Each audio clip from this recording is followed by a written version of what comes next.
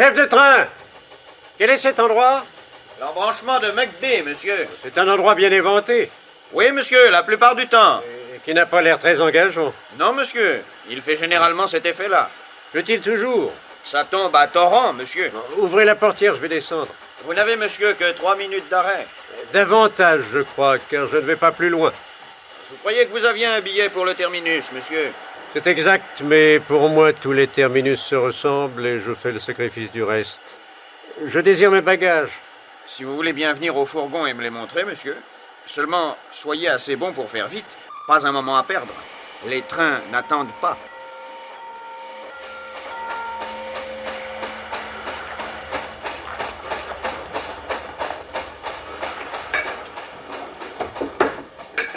Tenez, chef.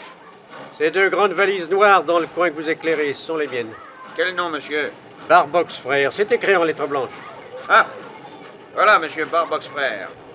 Écartez-vous, je vous prie. Le train va repartir. Oui, un mot encore. Il fait trop sombre pour que je consulte ma montre. Quelle heure est-il? 3 heures passées. Il fait grand vent, monsieur.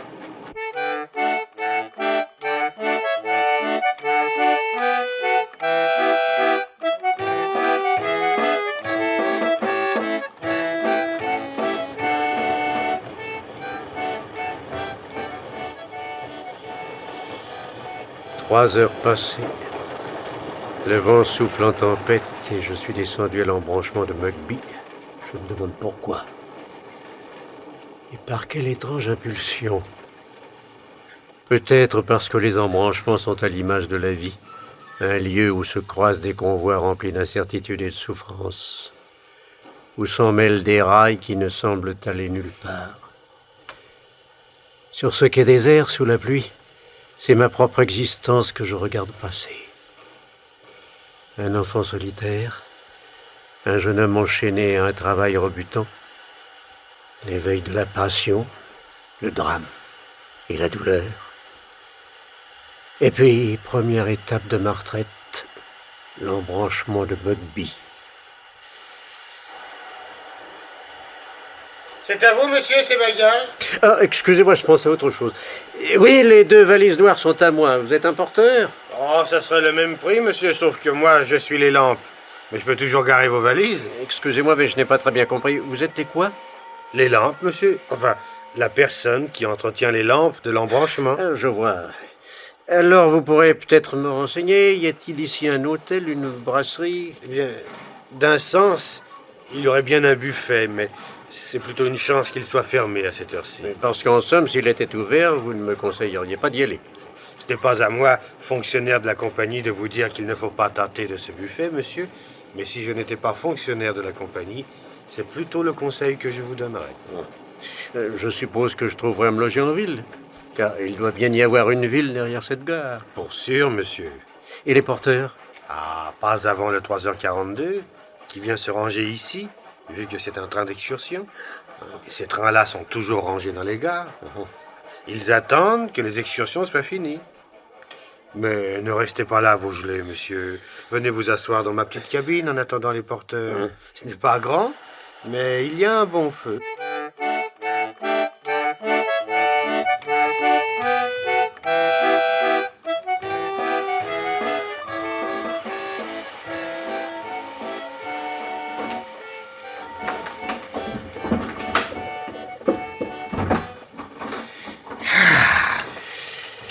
C'est vrai qu'il fait très bon chez vous, monsieur. Monsieur Lampe, appelez-moi Lampe comme tout le monde, parce que je suis l'homme des lampes. Je les éteins, je les allume, je les garnis, je les entretiens. Alors, comme je ne m'occupe que des lampes, je suis Lampe. Oh, j'espère que l'odeur de l'huile ne vous incommode pas, monsieur. Beaucoup moins que le froid et la pluie, soyez-en assurés. Eh bien, m'en voilà bien aise. Et comme ça, tout le monde est content. Mais ne restez pas près de la porte. Asseyez-vous sur le banc contre le mur. Attendez, je vais pousser un peu mon pupitre. Je vous l'avais bien dit que c'était pas grand. Hein? Ça n'en est que mieux chauffé.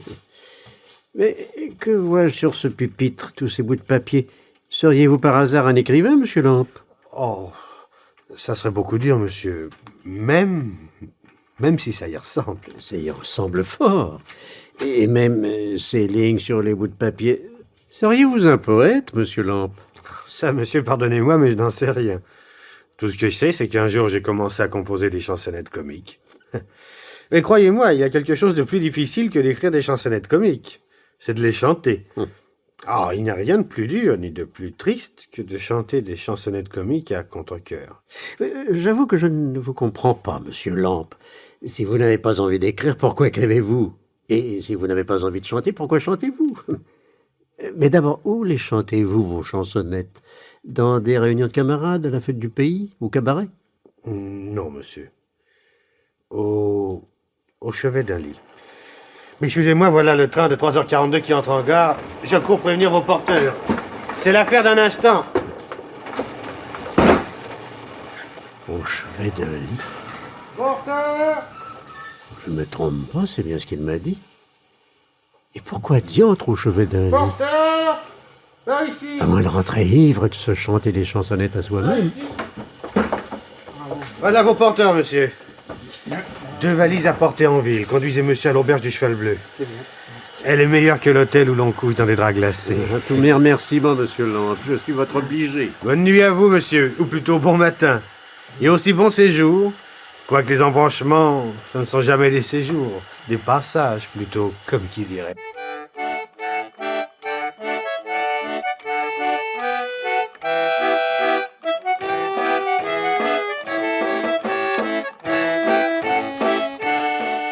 Seigneur Tout-Puissant, monsieur Barbox! Oh, comme vous voilà fait! Exactement le même que le jour de votre arrivée. Trempé comme une soupe. Mais tenez, entrez dans mon petit parloir, vous y serez mieux pour vous sécher que dans la grande salle. On dirait qu'il pleut souvent à Mugby, Mrs. Collins. Si vous vous mettez ça dans la tête, vous allez nous quitter. Oh, ma chère Madame Collins, attendu qu'il pleut dans toute l'Angleterre, par manière de, disons, de privilège national, avouez que j'aurais mauvaise grâce à considérer Mugby comme une exception. Par conséquent, s'il pleut autant à Mugby qu'à Londres, York ou Manchester, pourquoi quitter Mugby? Voilà qui est gracieusement raisonné, monsieur Barbox. Seulement, dans les grandes villes, vous trouvez des distractions. Et vous voulez me dire quelles sont les distractions à Mugby, surtout quand il pleut comme aujourd'hui et qu'on n'a pas des occupations habituelles pour faire passer le temps? Madame Collins, considérez, je vous prie, que n'avoir pas ces occupations habituelles est déjà un commencement de distraction. Considérez que la pluie vue du dehors change agréablement de la pluie vue du dedans et que les rues, même éventées et mouillées, ont une supériorité sur l'intérieur mélancolique d'une maison. Monsieur Barbox, je suis prête à considérer tout ce que vous voudrez, à condition que ça ne soit pas au détriment de votre santé. Oh, au respect que je vous dois, vous avez l'air d'un mât de navire par gros temps. Vous ruisselez de partout. Ah, tenez, donnez-moi, je vous prie, votre manteau. Oh, mais ma parole... Mais il a doublé de poids avec toute l'eau qui est tombée dessus. Vos galoches. Oh, Elsie va vous chercher vos pantoufles. Elsie! Oh, sauf de n'être jamais là quand on l'appelle. Elsie est une perfection. Tenez, mettez-vous près du feu en attendant. Et dites-moi ce que je vais vous servir. Quelque chose qui vous réchauffe.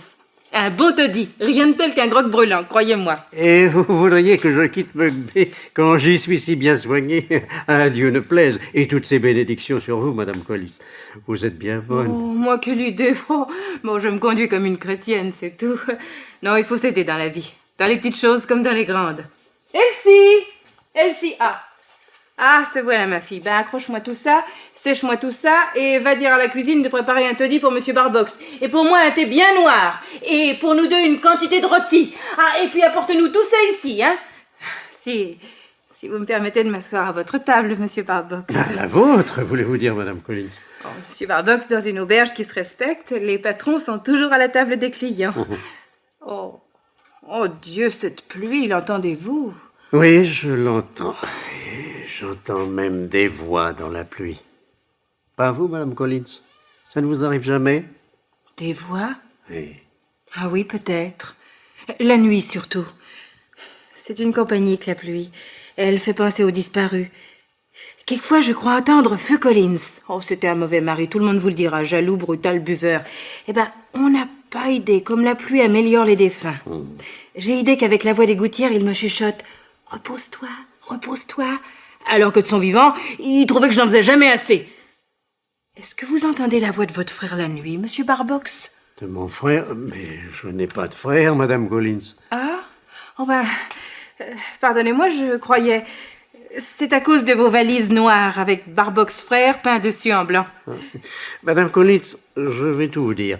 Barbox Frères, c'est le nom d'une firme d'agents de change pour laquelle j'ai travaillé jusqu'à ces dernières semaines. Et oui, d'abord comme petit employé, puis comme homme de confiance, puis comme associé, puis comme patron.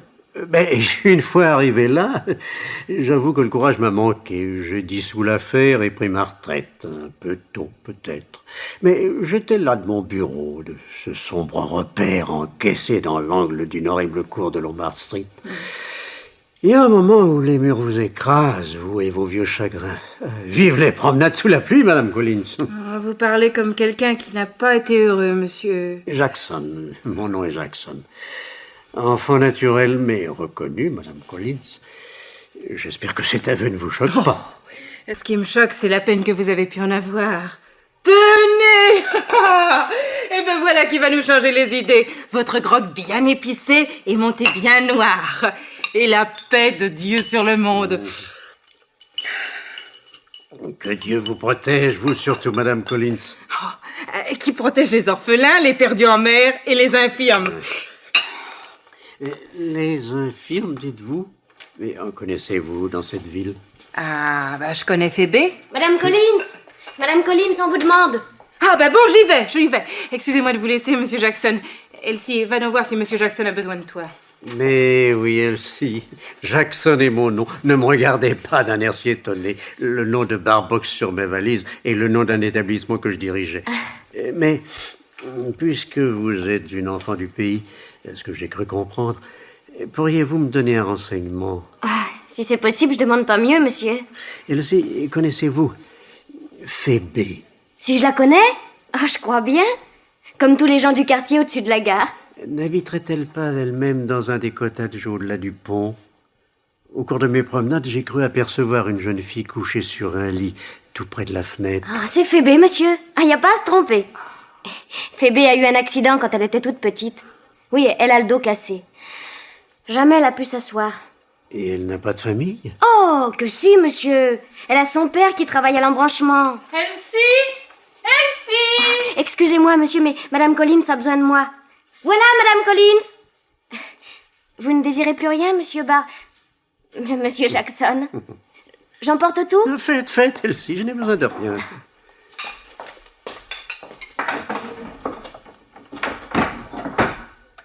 Les voix dans la pluie, les visages dans le feu. Depuis combien de temps n'ai-je pas tisonné un feu? Allons, Jackson, puisque tu as dévoilé ta médiocre identité, va effacer le nom de Barbox de tes valises.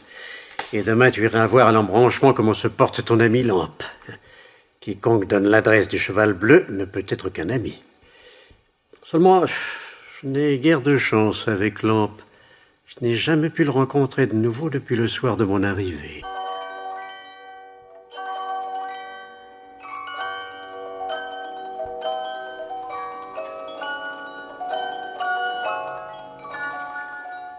Le monsieur pour nulle part est arrivé par hasard. Il est descendu du train. Il repartira demain. C'est toi, Elsie? Entre. Mademoiselle Phébé, je vous prie de m'excuser. Je viens de la part d'Elsie qui est retenue à l'auberge et qui m'a prié de la remplacer, afin de vous demander si vous avez besoin de quelque chose. Je me nomme Jackson. Je suis descendu au Cheval Bleu voici quelques jours déjà. Entrez, monsieur, vous êtes le bienvenu. Mais bien que je ne vous connaisse pas, je vous connais bien. C'est vous qui passez devant ma fenêtre chaque fois que le temps le permet et qui me saluez en ôtant votre chapeau. L'agrément de ma promenade est en effet de vous apercevoir ainsi à votre fenêtre et si sereine. Et je me posais une question à votre sujet. D'après le mouvement de vos mains, il me semblait que vous jouiez de quelque instrument de musique dont le son n'arrivait pas jusqu'à moi. Il est singulier que vous ayez eu cette pensée, monsieur, car il m'arrive bien souvent d'imaginer des airs lorsque je travaille, et je les fredonne en remuant mes fuseaux. Car, vous le voyez, je fais de la dentelle sur un coussinet. Vous semblez avoir des connaissances musicales, cependant. Comment le saurais-je? Il me semble pourtant que je pourrais jouer des airs si je disposais d'un instrument. Mais comment le savoir? Et votre voix est musicale, je vous ai entendu chanter. Ah, avec mes petits élèves? Oh oui, si on peut appeler cela chanter. Et j'en parle comme de mes élèves, si c'est cela qu'on peut appeler enseigner. Disons que les enfants du voisinage viennent apprendre ici quelques rudiments.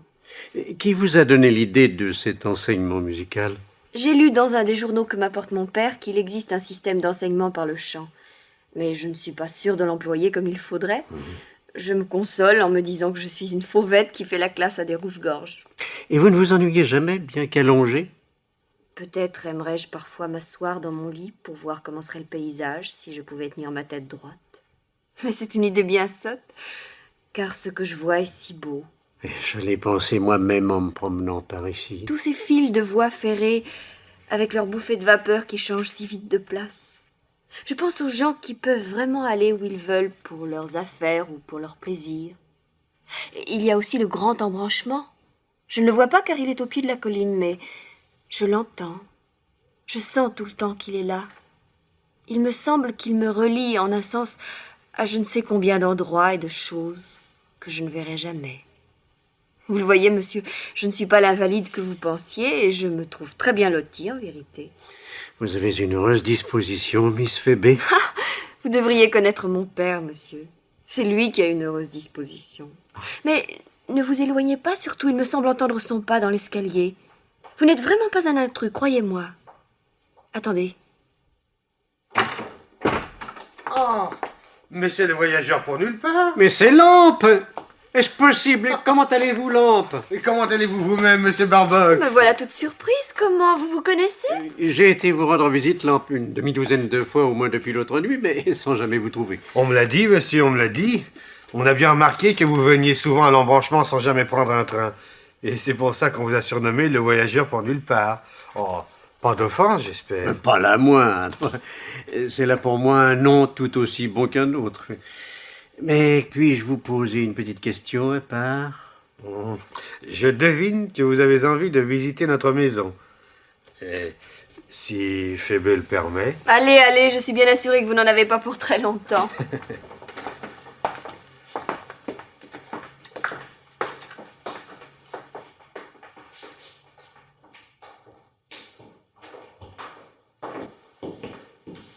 Ainsi, Lampe, c'était cela. C'est dans cette chambre là-haut, le chevet où vous veniez chanter vos chansons. C'est là, en effet, monsieur, vous l'avez deviné. Voyez-vous, ma fille ne s'est jamais assise dans son lit. Sa mère était sujette à des crises, la pauvre femme, et n'avait jamais osé me l'avouer. Au cours d'une de ces crises, elle a laissé tomber Phoebe, qui avait tout juste 14 mois. Et cela, monsieur, c'est le parloir qui me sert en même temps de chambre. Ah, oui. Au rez-de-chaussée, c'est bien commode pour ne déranger personne, car les heures de mon travail sont surtout nocturnes. Mais le cœur de la maison, c'est la chambre de ma fille. Remontons, voulez-vous?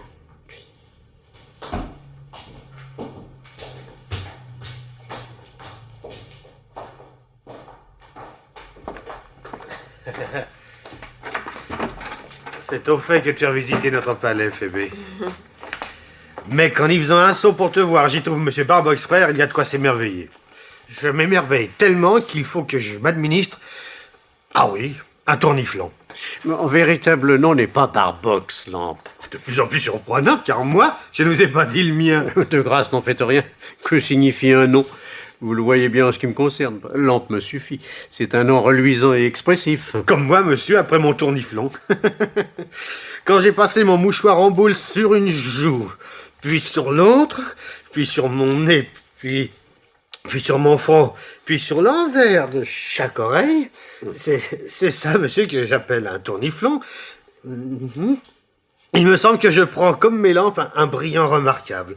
Je fais ça quand je me sens particulièrement émoustillé. Ce soir, je le suis. Et pourtant, vous devez être fatigué. Oh oui, mon père travaille très durement, des 14, 15 et 18 heures par jour. Mais vous-même, mademoiselle Phoebe, avec votre école et votre dentelle, vous êtes bien occupée aussi. Oh, je fais tout cela avec amour et en chantant, ce n'est pas du travail. Tout est musique pour ma fille, monsieur Et Barbox. pour vous aussi, à ce qu'il semble. Seulement, vous n'entendrez jamais chanter mon père, monsieur.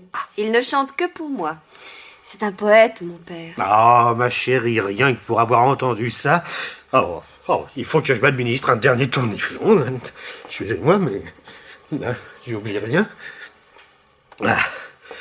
Est-ce que je brille bien, monsieur? Prodigieusement. Alors, ce serait peut-être le moment de retourner au travail. J'étais venu pour t'apporter ces livres et ces journaux, ma chérie. Merci. Voyez-vous, monsieur Barbox, c'est comme ça que les choses se passent. Tantôt, le chef de train me dit « Tiens, te voilà, Lampe, j'ai mis le journal de côté pour ta fille. Comment va-t-elle » Ou bien c'est le bossier qui m'appelle. « Ouais, Lampe, attrape, voilà 2 bouquins pour ta fille. Est-elle toujours au même point ?» Comprenez? Et c'est ça qui me fait doublement plaisir. Il pense à elle. Tout le monde pense à Phébé. Il n'y a pas une personne du voisinage qui ne vienne se confier à Phébé. Pour un chagrin ou pour une joie. Au revoir. Au revoir, ma chérie. Au revoir, mademoiselle Phébé. Si vous me permettez de venir au cours d'une de mes promenades. Tant qu'il vous plaira, monsieur. Au revoir, Phébé. Au revoir. Pauvre monsieur Jackson. Je le sens si triste, si seul. Sans doute a-t-il un secret. Mais comment faire pour l'aider?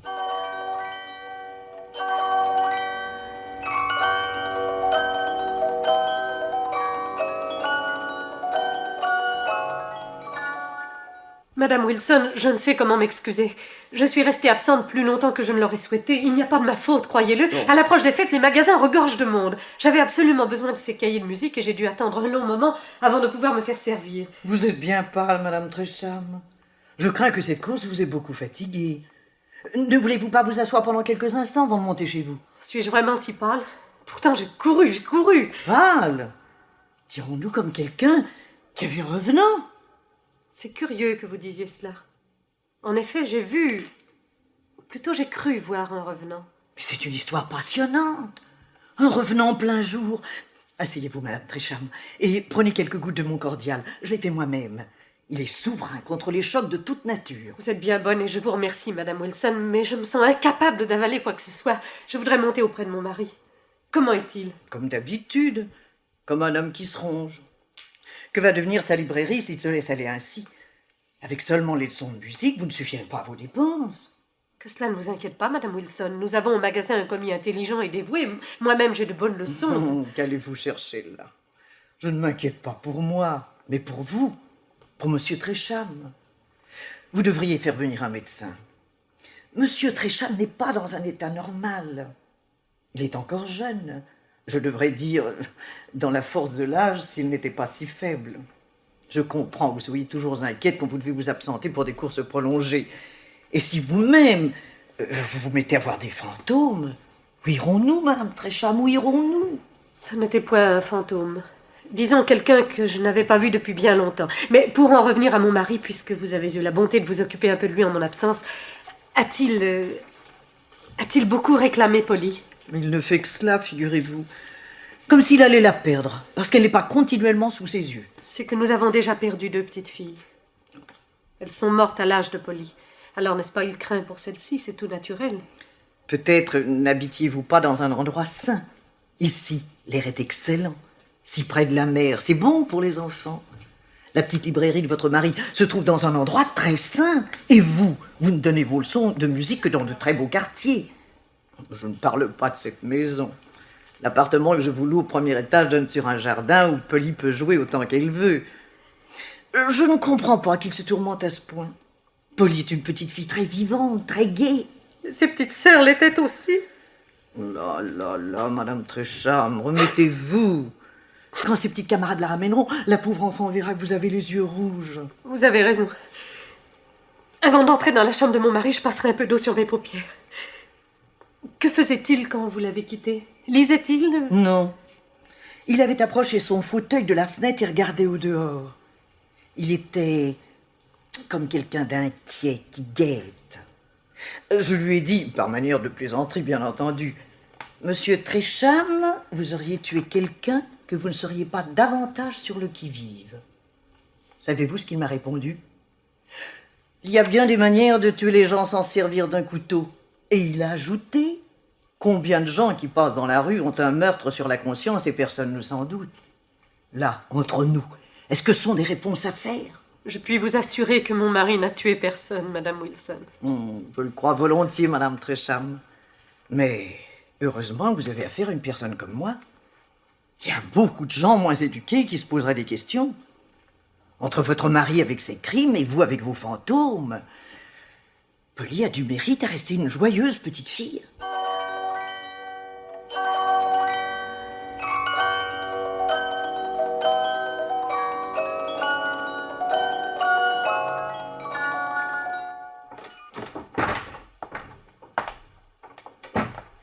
Eh bien, Phébé, me voilà de retour.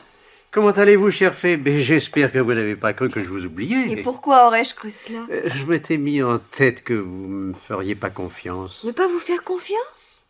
S'est-on tant défié de vous? Je crois que je pourrais répondre oui, mais peut-être me suis-je montré défiant, moi aussi. Peu importe pour le moment. Nous avions parlé de l'embranchement la dernière fois que je vous ai vu. J'y ai passé depuis de longues heures. Deviendriez-vous maintenant un voyageur pour quelque part, Monsieur Jackson? Pour quelque part, certainement. Pour où? Je ne le sais pas encore. Vous ne devineriez jamais pourquoi je voyage. Vous le dirai-je? Je voyage pour fuir mon anniversaire. Voilà qui est étrange. N'est-ce pas? Je suis à moi-même un livre incompréhensible dont les premiers chapitres ont été arrachés et jetés. Mon enfance n'eut pas le charme de la jeunesse, alors qu'attendre d'un livre dont le commencement est égaré? Sans doute ne m'étais-je pas trompée en pensant que vous aviez eu un grand chagrin. Oui. Et je sens en moi quelque chose qui se détraque lorsque j'en parle. Disons que j'ai jadis placé ma confiance en une personne de votre sexe et que j'ai récolté une amère trahison. Et vous cherchez à fuir ce souvenir? J'ai cru qu'en un endroit où tant de routes se croisaient, je trouverais celle qui m'emmènerait le plus loin. Combien de lignes voyez-vous de votre fenêtre, Phébé? 7. Eh bien, je me propose de réduire le nombre de lignes en gros à ces 7-là, au profit d'une seule qui me paraîtra la plus prometteuse, et de choisir cette dernière. Et comment saurez-vous quelle est la plus prometteuse? Par manière d'information, Phébé. Voyez tout ce que votre père apprend des uns et des autres dans cet embranchement. Je puis moi-même, et pour des motifs différents, me renseigner sur beaucoup de choses. Il faut que le voyageur pour nulle part sache à quoi s'en tenir sur autre part, jusqu'à ce qu'il sache à peu près à quoi s'en tenir sur le terminus de chaque ligne. Et je viendrai vous soumettre le résultat de mes investigations. Je suis sûr que votre père et vous saurez démêler ce qui est bon pour moi et ce qui ne l'est pas. Ce sera une vraie récréation, Monsieur Jackson. Parfait. Voilà une première faveur accordée. Mais j'en ai une autre à vous demander. Voulez-vous fermer les yeux Certes. et les garder fermés le temps que j'aille chercher derrière la porte quelque chose que j'y ai laissé en venant? Sur votre honneur, vous n'ouvrirez pas les yeux avant que je vous l'ai permis. Non, sur mon honneur. Bien. Puis-je prendre pour une minute votre coussinet de dentelle? Ah, vous m'intriguez beaucoup, Monsieur Jackson. Et maintenant, dites-moi, avez-vous vu d'ici les bouffées de fumée et de vapeur que l'Express d'hier a lancées sur la voie numéro 7? Celle-là, là-bas, derrière les ormes et le clocher? Celle-là même, oui. Oui. Je les ai vues se dissiper dans les airs. Elle n'exprimait rien de particulier? Non. Ah, ce n'est pas flatteur pour moi, car j'étais dans ce train-là. Ah. Je suis allé chercher ceci. N'ouvrez pas encore les yeux, dans la grande ville industrieuse. Ce n'est pas moitié aussi grand que votre coussinet, et cela tient facilement et légèrement à la même place. Ces petites touches sont comme les touches d'un piano en miniature, et vous fournissez l'air requis avec votre main gauche. Puissiez-vous en tirer une musique ravissante, ma chère Phébé. Et maintenant, vous pouvez ouvrir les yeux. À bientôt. Oh, que c'est beau. Un instant, Monsieur Jackson. Restez près de moi pendant que je suis si émue, si heureuse. Et laissez-moi vous dire que selon moi, la voie qu'il vous faudra prendre, c'est la 7e. Oui, le jour de votre anniversaire. Mon cœur me le dit. Parce que... Parce que c'est celle qui m'a valu ce présent. Alors, pour l'amour de ce présent qui me sera toujours si cher, j'aimerais que vous la preniez pour tout le bien que vous m'avez fait, pour tout le bonheur que vous m'avez donné. Oui, si vous devez vraiment partir, Monsieur Jackson, que ce soit par la route qui m'a valu un si grand témoignage de tendresse. Et j'aurai le sentiment, quand je la regarderai d'ici, par la fenêtre, qu'elle vous conduira vers le bonheur et qu'elle vous ramènera un jour.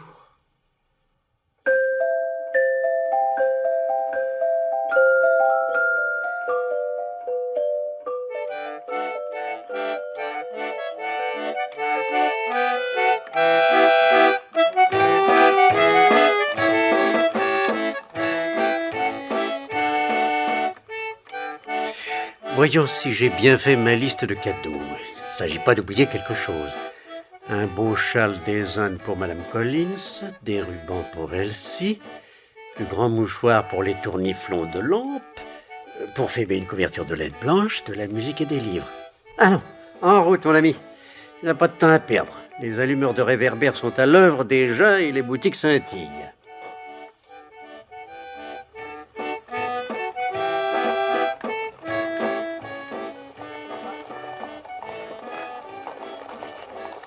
S'il vous plaît, monsieur, je suis perdue. Hein, quoi? Comment? Mais... C'est une petite fille. Je crois que je suis vraiment perdue, monsieur. C'est pas possible. Si, monsieur, si. Où habitez-vous, mon enfant? Je ne sais pas où j'habite, monsieur, je suis perdue. Comment vous appelez-vous? Polly. Et quel est votre autre nom? Turlitz. Comment dites-vous, Trivitz? Non, monsieur, ce n'est pas du tout ça. Dites-le encore une fois, petite fille. Graden. Ah, cette fois j'y suis, c'est pas Dance. Oh non, monsieur, pas du tout. Bon, essayons encore une fois, ma mignonne. Garatibé Paris Tarbert. Bah, est-ce que par hasard, ça ne serait pas Tapis Tarvert? Oh non, monsieur, ce n'est pas ça. Mon Dieu, je crois bien que dans ce cas, il va falloir y renoncer. Mais je suis perdue, monsieur. Vous allez prendre bien soin de moi, n'est-ce pas? Perdu? Mais c'est moi qui le suis perdu. Que faire? Et vous, où habitez-vous? Par là, oui, dans cette direction. Est-ce que nous ne ferions pas mieux d'y aller? Ma foi, ça me paraît être le meilleur parti à prendre. Tenez bien ma main surtout, il ne s'agit pas de vous perdre une seconde fois. Hein. Nous allons dîner en arrivant, je suppose. Ben oui, bien sûr, je pense en effet que nous pourrions dîner. Aimez-vous dîner? Maintenant que vous m'y faites penser, je crois, oui, je crois que je l'aime. Moi, j'aime beaucoup dîner. Avez-vous des frères et des sœurs? Ah non, non, je regrette. Et vous? J'avais 2 petites sœurs, mais elles sont mortes. Oh, je suis désolé. Moi de même. Seulement, je ne les ai pas beaucoup connues. Qu'est-ce que vous allez faire pour m'amuser après dîner? Sur mon âme, Polly, vous me voyez tout décontenancé, je n'en ai pas la moindre idée. Ça ne fait rien parce que je vais vous le dire. Avez-vous des cartes chez vous? Ah, des quantités. Enfin, peut-être que je me vante un petit peu. Très bien. Alors, je construirai des châteaux et vous me regarderez. Mais il ne faudra pas souffler, vous savez, et pas même respirer. Elle là, comme demandez-vous, ne pas souffler, ne pas respirer. Mais je vais devenir tout bleu, moi. Vous êtes un drôle d'homme, vous savez. Et les histoires? Est-ce que vous savez des histoires? Non, Polly. En somme, vous êtes joliment ignorant. Je le reconnais. Aimeriez-vous que je vous apprenne une histoire? Mais il faudra vous la rappeler, vous savez, pour pouvoir la raconter à quelqu'un d'autre. Bien sûr, Polly. Mais voici mon hôtel. Je crois qu'il va falloir que je m'occupe sérieusement de vous pour qu'on vous retrouve. N'oubliez pas que vous êtes perdu. Mais d'abord, je veux dîner. Très bien, nous allons dîner. J'espère que vous n'avez pas d'objection à un cabinet particulier.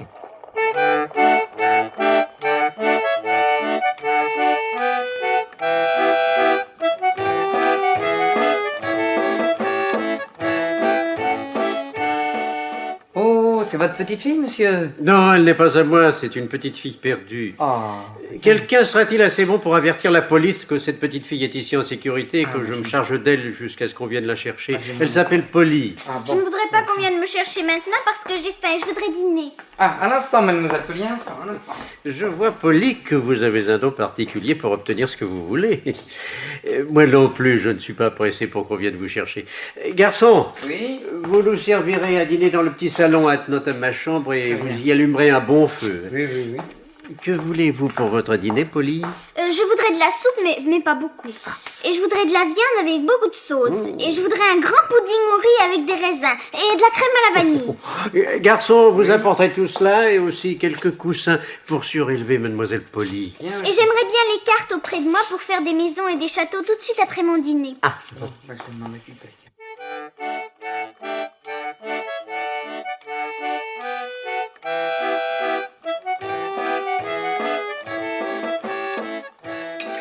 Attention, Polly, si vous vous balancez en arrière, vous allez tomber dans le feu. Allons, tout doux, Polly, vous allez vous étouffer, ma chérie. Je crains que nous soyons environnés d'affreux dangers. Vous ne mangez pas, vous? À vrai dire, je n'ai pas très faim, Polly. Alors à quoi pensez-vous? Vous n'arrêtez pas de me regarder. Je reconnais, Polly, que j'ai dû à maintes reprises vous regarder quelque peu fixement. Pourquoi me regardez-vous fixement? À la vérité, je ne saurais dire pourquoi. Non, je ne sais vraiment pas pourquoi, Polly. Il faut que vous soyez bien nigaud pour faire des choses comme ça sans savoir pourquoi. C'est sans doute que je me dis en vous regardant, il est impossible que j'aie jamais vu cette jolie petite fille. Cependant, elle évoque je ne sais quel souvenir. Aurais-je rêvé d'elle? Mais dans quel rêve nostalgique? Je cherche, Polly. Et tout en cherchant, je ne puis m'empêcher de vous regarder.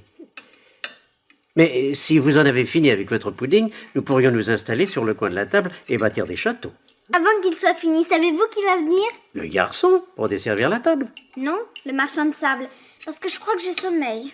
Qu'allons-nous faire si vous avez sommeil? Personne n'est venu encore vous chercher. Alors c'est peut-être qu'on ne viendra pas me chercher ce soir. Mais puisque j'ai déjà dîné, rien n'empêche que je me couche et que je dorme, non? Ah, vous n'avez que de bonnes idées, Polly. Il y a justement à cet étage une excellente femme de chambre qui pourrait peut-être vous installer. Si nous sonnions cette femme de chambre, Polly. Quelle bonne idée! Sonnons, sonnons! Vous m'avez appelé, monsieur? Il s'agit de coucher cette petite personne qui a bien sommeil. On n'est pas venu la chercher. Rien de plus facile, monsieur. Je puis la prendre dans ma chambre qui est saine et confortable. Et vous veillerez bien à ce qu'elle ne tombe pas de son lit. Ah mon Dieu, quel bon chéri vous faites! Et quel poltron aussi! Est-ce que vous tombez de votre lit, vous? Ah non, pas d'habitude, Polly. Moi non plus.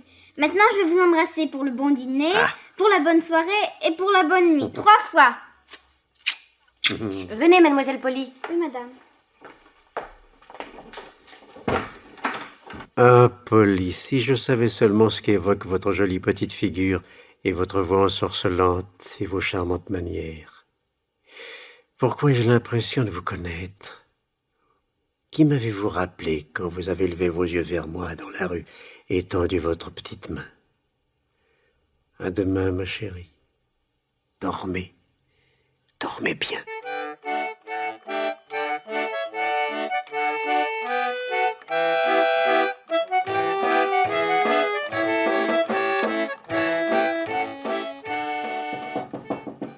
Entrez. Monsieur Jackson? Vous? Monsieur Jackson, ne soyez pas sévère pour moi. Donnez-moi une parole d'encouragement, je vous en supplie, ne serait-ce qu'à cause de ma petite fille. Vous êtes la mère de Polly? Oui. C'est donc cela.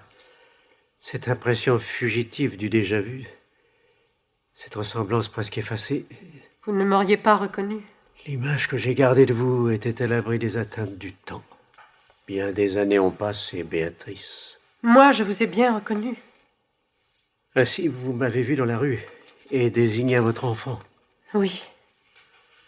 La petite a donc pris part à la tromperie. Il n'y avait pas de tromperie. Je lui ai dit, nous avons perdu notre chemin, et il faut que je retrouve le mien toute seule. Va trouver ce monsieur et dis-lui que tu es perdu. Je viendrai te chercher plus tard.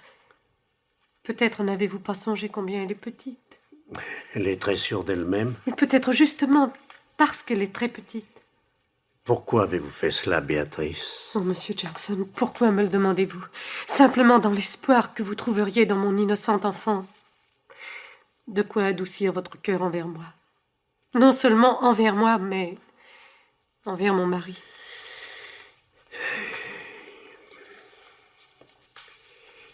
Je croyais que vous aviez émigré en Amérique. Oui, mais les choses ont mal tourné là-bas et nous sommes revenus. Vous habitez cette ville-ci? Oui, j'enseigne la musique ici. Mon mari est libraire. Êtes-vous...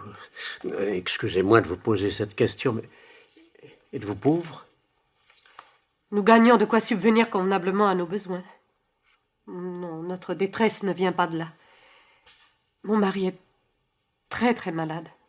Il est atteint d'un mal chronique dont il ne guérira probablement jamais. Et... Non. Vous interrompez. Si c'est faute du mot d'encouragement dont vous parliez tout à l'heure, recevez-le de moi. Je ne puis oublier le vieux temps, Béatrice. Dieu vous bénisse pour cette parole, monsieur Jackson. Alors, contenez-vous, sans quoi je serais incapable de me contenir moi-même. Je ne puis vous dire combien vos larmes me bouleversent. Parlez-moi librement, ayez confiance en moi. Ce n'est pas que mon mari ait l'esprit dérangé par ses souffrances physiques, je vous assure qu'il n'en est rien. Mais dans sa faiblesse et sa certitude d'être inguérissable, il ne peut se libérer d'une idée fixe. Cette idée le ronge, imprègne d'amertume chaque moment de sa douloureuse existence, et sans doute l'abrégera. Parlez-moi librement, Béatrice. Ayez confiance en moi. Nous avons eu 2 enfants avant cette chère petite. Elles sont toutes les 2 couchées dans la tombe. Elles semblaient devoir vivre. Et puis elles sont mortes. Mon mari croit qu'elles ont été frappées par une malédiction qui flétrira Polly comme les autres. Quelle malédiction! Nous avons tous 2 sur la conscience la cruelle blessure que nous vous avons infligée. Et si j'étais aussi atteinte que l'est mon mari dans son corps, peut-être souffrirais-je autant que lui en esprit. Voilà ce qu'il me répète sans cesse. Je crois, Béatrice, que j'ai été le seul ami auquel M. Jackson ait jamais consenti à se lier, bien que je fusse plus jeune que lui. Plus il acquit d'influence dans la firme, plus il me fit monter en grade, et j'étais le seul à jouir de sa confiance. Je m'interposai alors entre vous, et vous enlevai à lui. Nous fûmes tous 2 parfaitement discrets, et le choc le prit entièrement au dépourvu. L'angoisse qu'il provoqua chez un homme aussi réservé dut être terrible, et son ressentiment profond. C'est alors qu'une malédiction est tombée sur nos enfants, comme la gelée blanche en mai sur les premiers bourgeons. Et vous, Béatrice, que dites-vous? Jusqu'à ces dernières semaines, j'avais peur de vous. Je croyais que vous ne nous pardonneriez jamais. Jamais. Jusqu'à ces dernières semaines? Avez-vous donc changé d'opinion à mon égard au cours de ces semaines? Oui. Pour quelle raison? J'étais en train d'acheter quelques morceaux de musique dans une boutique de la ville, quand, à ma terreur, vous entrâtes. Tandis que je me réfugiais dans la pénombre au fond de la boutique, je vous entendis expliquer que vous vouliez un instrument de musique pour une jeune fille alitée. Votre voix et vos manières étaient tellement adoucies. Vous montrâtes tant d'intérêt dans le choix de l'objet, vous l'emportâtes vous-même avec tant de soin, de tendresse et de plaisir, que je sus combien vous aviez le cœur généreux. Oh, Monsieur Jackson! Monsieur Jackson, si vous aviez pu sentir quelle bienfaisante rosée se répandit alors sur ma détresse. Et vous, Béatrice, si vous saviez en quelle douce main se trouve ce simple jouet. Les quelques notes qui s'en échappent m'accompagnent partout où je vais. Ce n'est pas étonnant si, pressentant tout cela, je semblais heureux dans ce magasin. Et moi, je décidai alors de vous revoir. Je m'enquis dans la boutique de l'endroit où vous habitiez, mais je n'obtins aucun renseignement. Comme je vous avais entendu dire que vous rentreriez par le prochain train, sans que vous eussiez nommé votre destination, je résolus d'aller à la gare, vers la même heure, aussi souvent que possible, entre mes leçons. Ma pauvre Béatrice. J'y suis allée très souvent, mais je ne vous ai revu qu'aujourd'hui. Vous méditiez tout en marchant dans la rue, mais la calme expression de votre visage me donna le cœur de vous envoyer mon enfant. Et quand je vous vis pencher la tête vers elle, je priai Dieu qu'il voulût bien me pardonner d'avoir courbé sous le chagrin cette même tête. Ne pleurez pas, Béatrice, tout cela est passé. Oh non, non, à présent je comprends bien des choses. Dans ce temps-là, j'étais jeune, mon mari aussi, et dans l'ignorante dureté de cet âge, nous ne savions pas quel mal nous faisons à ceux que l'épreuve a mûris. Pardonnez-nous à tous 2, Monsieur Jackson. De grand cœur, Béatrice, apaisez-vous. Oh, merci, merci. C'est généreux de votre part de ne pas tirer avantage du crime que j'ai commis envers vous. N'en parlons plus, je vous en conjure. Dites-moi plutôt si vous pensez que Polly s'est endormie. Oui. Comme j'attendais pour frapper à votre porte, je l'ai aperçu qui montait l'escalier avec une femme de chambre. Et je l'ai mise au lit moi-même. Laissez-la moi demain encore, Béatrice. Et inscrivez votre adresse sur cette feuille d'agenda. Demain soir, je vous la ramènerai à vous et à son père. Oh, merci, merci.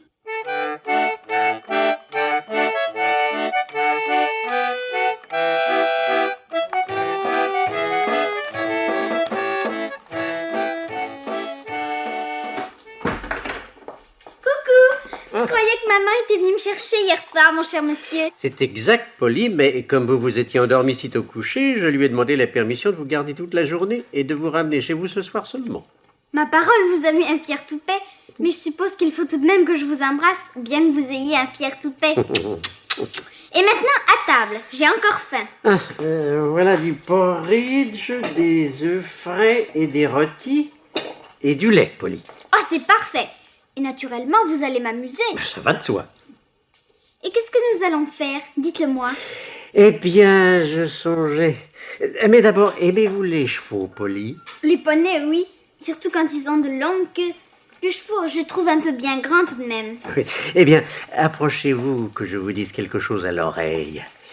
J'ai vu hier sur les murs, Polly, le portrait de 2 poneys à longue queue et tout pommelés. Non, non, pas possible. Tout pommelé? Si, tout pommelés et qui sautaient à travers des cerceaux. Non, non, ils ne sautent pas à travers des cerceaux. Mais si, je vous assure que si. Et ils mangent même des pâtés dans un tablier. Des poneys qui mangent des pâtés dans un tablier. Ça, c'est des craques. Mais non, sur mon honneur. Et ils tirent le canon. Ah. Et je pense que si nous allions, vous et moi, au cirque où je trouve les poneys, cela ferait du bien à notre constitution. Est-ce que ça signifie qu'on s'amuserait? Quel long mot vous dites? Oui, cela signifie qu'on s'amuserait énormément. En plus des poneys, on verrait des tas de choses merveilleuses, des éléphants, des lions, des tigres. Bien attachés au moins. Et personne n'a peur que les poneys tirent sur quelqu'un? Ils sont trop bien élevés. Et peut-être qu'après le cirque, nous pourrions faire un tour dans le magasin de jouets pour voir si nous ne trouverions pas par hasard une poupée. Pas habillé, non, non, pas habillé. Justement, si, tout habillé, avec une maison et tout ce qu'il faut pour le ménage. Quel chéri vous êtes.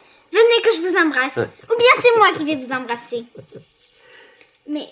Mais tout cela va être très lourd à porter. Oh, je veux que ce soit très lourd. Je veux que vous soyez très lourde de joie, de tendresse, de bonheur et de pardon, Polly, quand j'irai vous déposer moi-même ce soir dans les bras de votre papa. Alors papa guérira. Oui, Polly. Comme il n'aura plus de crainte, il guérira. Car si les malédictions réelles ou imaginaires font beaucoup de mal, il n'y a pas de meilleur remède que les bénédictions.